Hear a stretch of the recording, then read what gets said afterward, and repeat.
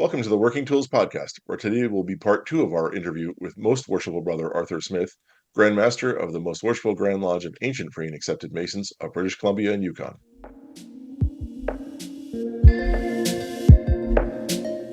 Ladies and gentlemen, brethren all, welcome to the Working Tools Podcast, a casual conversation around Freemasonry. First, it's important to note that our thoughts and opinions are our own and do not reflect those of our Grand Lodge or respective craft or concordant bodies. Please connect with us and ask questions via our website at theworkingtoolspodcast.com.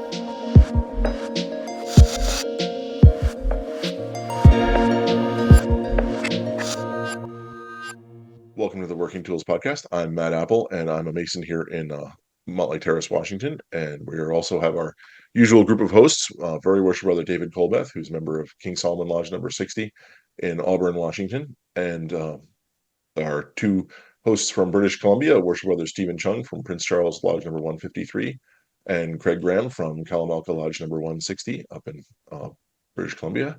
And of course, our guest of honor this evening, Most Worshipful Brother Arthur Smith, who I'm sure, since everyone obviously follows every single one of our episodes, we will recall from our last episode is currently as we're recording this, the Grand Master of the Grand Lodge of British Columbia and Yukon, and has graciously agreed to be back on the show. So first of all, thank you, Most Worshipful Sir, for coming back.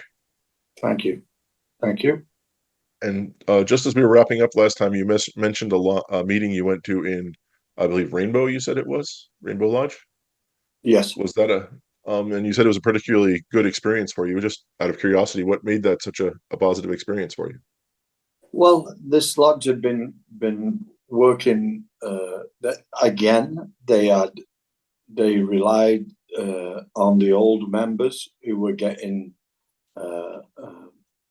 recirculated. They were going around and the work was getting a bit, and it was brought to my attention there that we should do something about it. Well, the younger members stepped up and said they held practices, I don't know how many times a week, but they practiced, and they had a new EA coming in, and they wanted to do the full degree themselves without bringing any help from another lodge or wherever, and they did, and it was absolutely perfect. That sounds great. That they were able to, and that's what made the day. That's terrific. My lodge struggles to put on a degree all by ourselves. That's for sure. Yeah, I think that's pretty common experience. That they were able to do that themselves is great. Yeah. Hey, Tim, I had a question. Over the year, you've obviously had a lot of time to think about. You're talking about, you believe that numbers of people entering the craft are starting to rise again.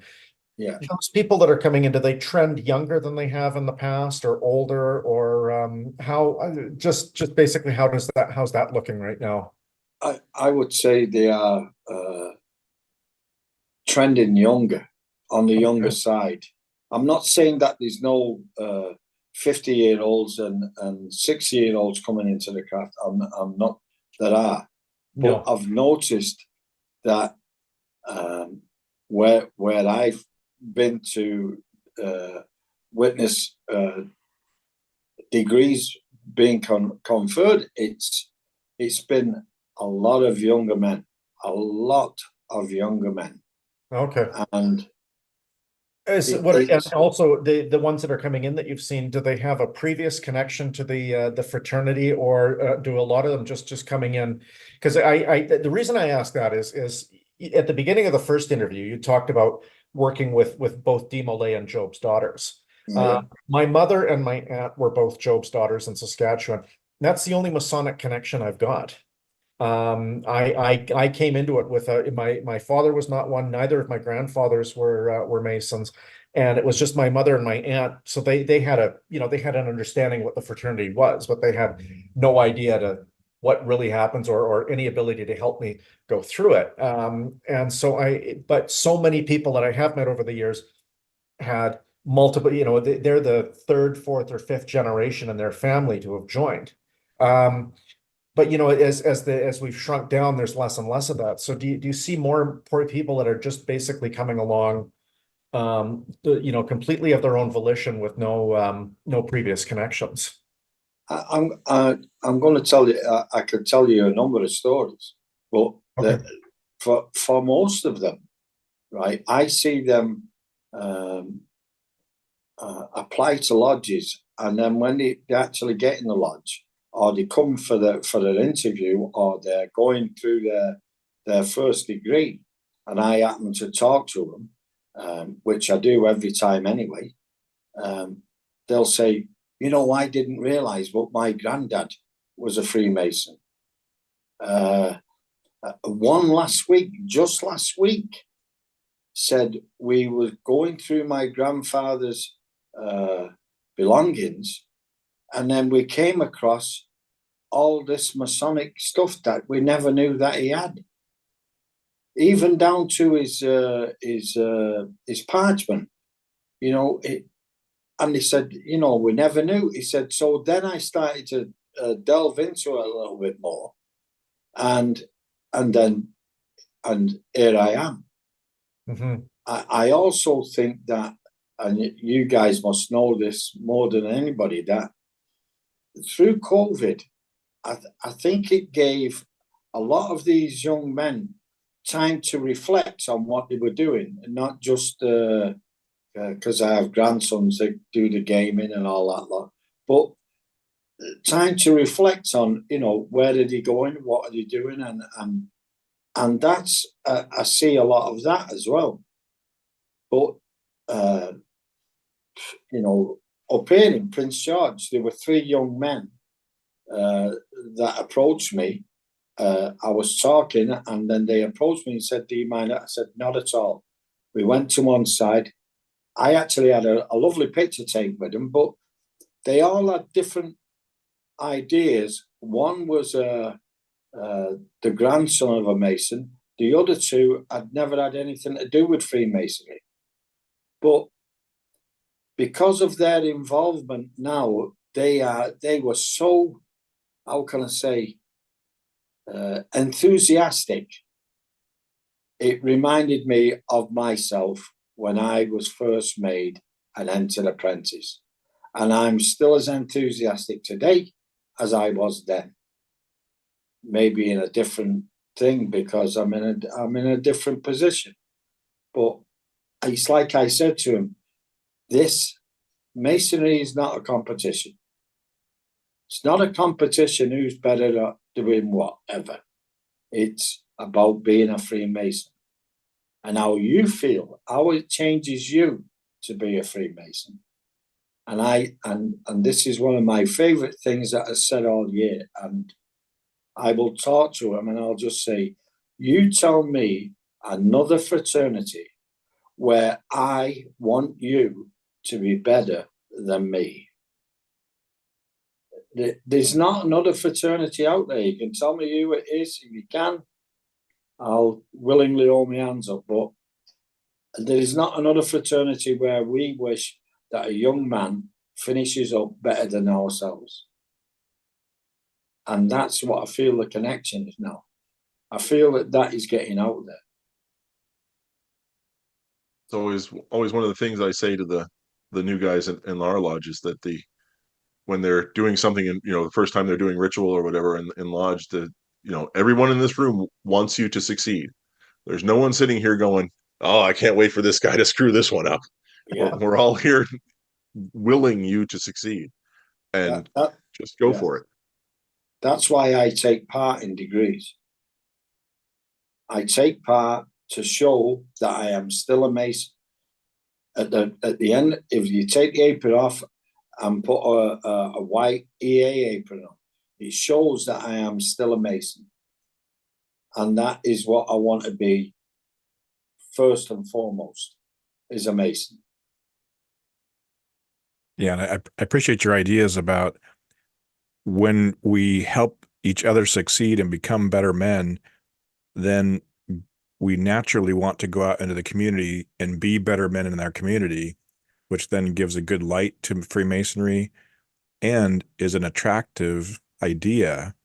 And they think, oh, well, what's this thing? Why are they so nice? Why is he so involved in the community? And they want to know what's going on.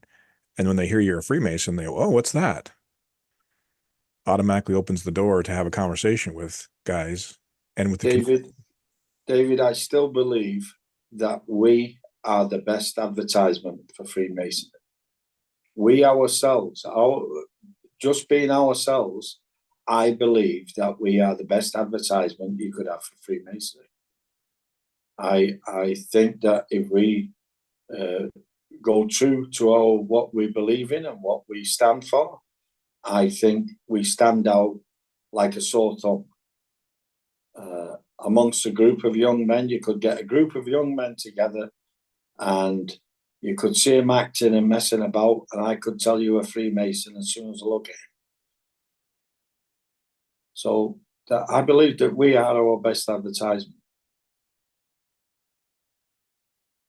Here, I've said, I know I repeat myself a lot, but I've said more than once that, the best advertisement for Masonry is two guys are leaving work and the one guy says to the other, hey, you want to go out for a beer? And the other guy says, no, I can't. I've got lunch tonight.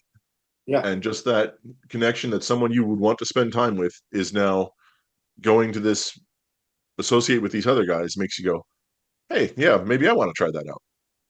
Matt, I've been trying to tell my wife all this time, the promotion material, the shirts, the jackets, the hats, everything I wear, it's all that for that. Now she's going to be, if she watches this episode, she can be totally thrown off that path, right? We'll have to have David edit that out. Not a chance. So, Grandmaster, I know that you've had a very busy year. You want to share a couple of your highlights with us, the things you enjoyed the most? Stephen, I can say what things that have stuck in my mind, but it doesn't matter where you go. It doesn't matter whether you go and see 20 guys at a lodge meeting or 100 guys. It's still the same brotherly love you get. There has been, I've been amazed at some of them. Been amazed. Excuse me. I've been amazed at how many brethren there are out there that love their Freemasonry. And it shows. It shows. It shines through. It really does. So highs and lows. The places I've been and the things that I've seen, and it just highlights that when I said that I went to Rainbow Lodge, the secretary of that lodge owns a large helicopter company and took us for a helicopter ride at the end of the meeting, and it just capped it all off.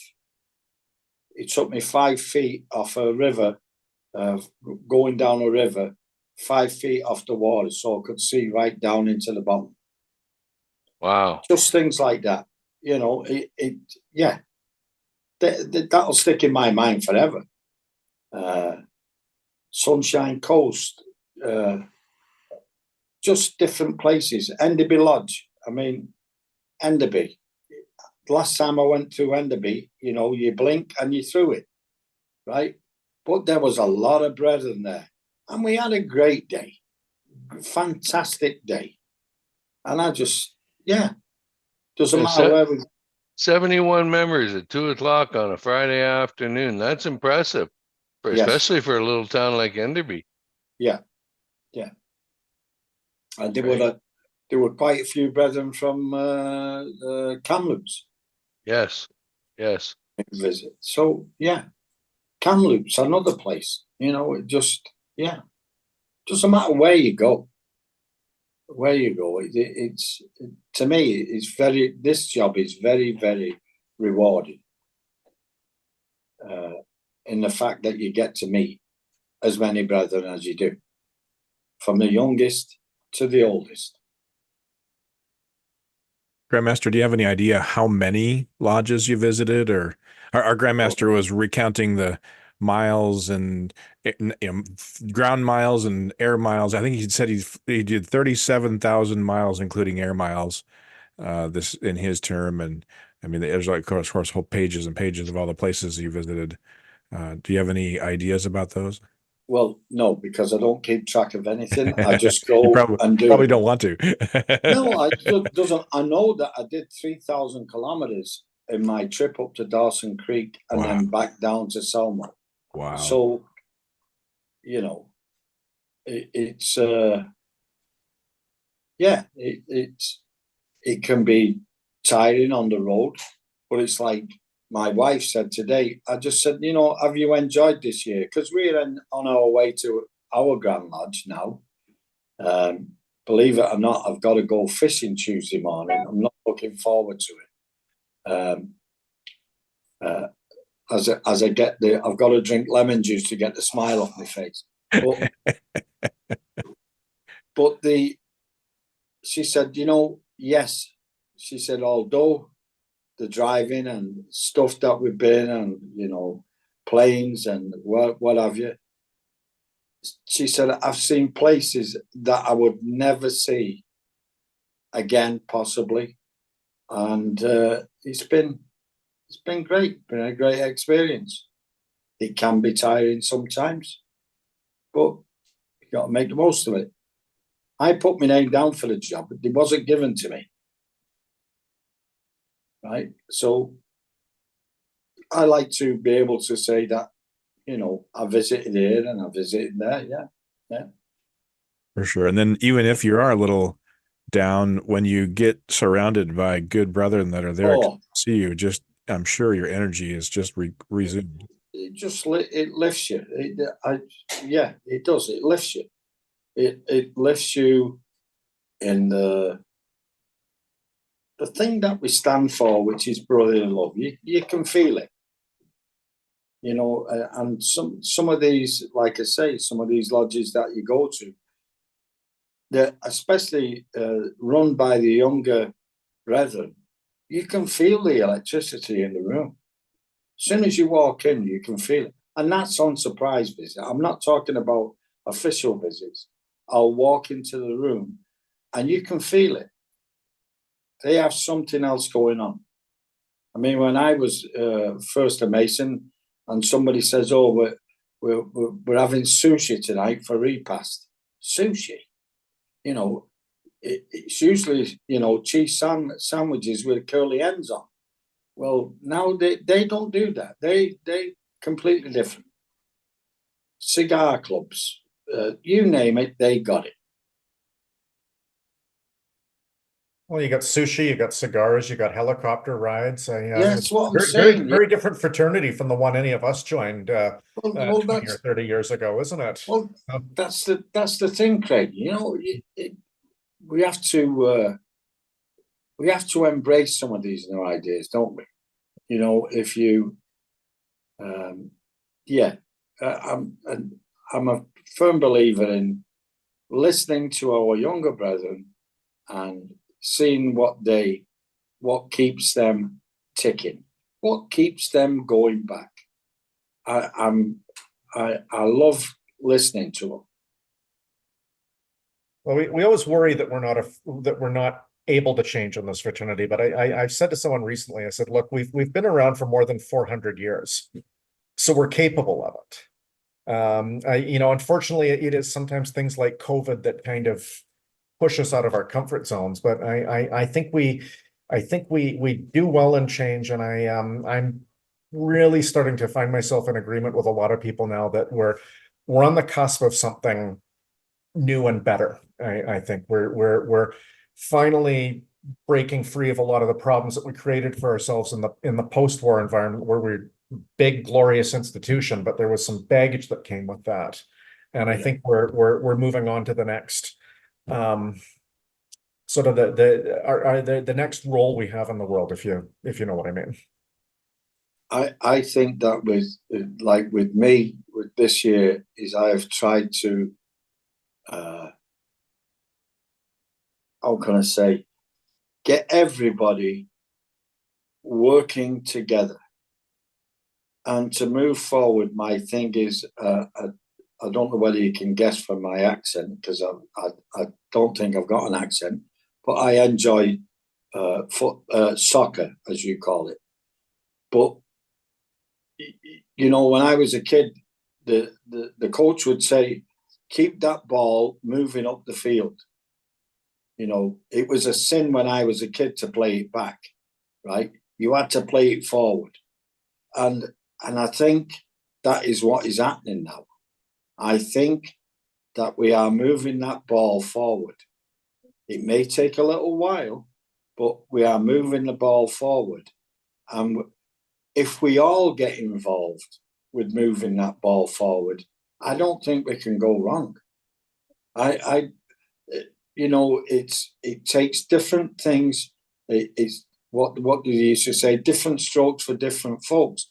I look at the United Grand Lodge of England, and they are doing amazing, absolutely amazing, because of some changes that they made, and that was it. And it wasn't big changes. Mm-hmm. It wasn't major things happening. Oh, you can't do that. It was none of that.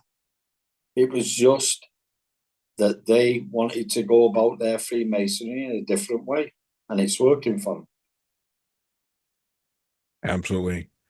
Well, Grandmaster, thank you so much. As we get ready to maybe wrap this final episode here, I really enjoyed your motto. And while we've talked about and around that motto kind of this whole time we've been together here, let's talk, act, think, and feel like Freemasons. What a great message. Yes. Yeah. And I believe it works.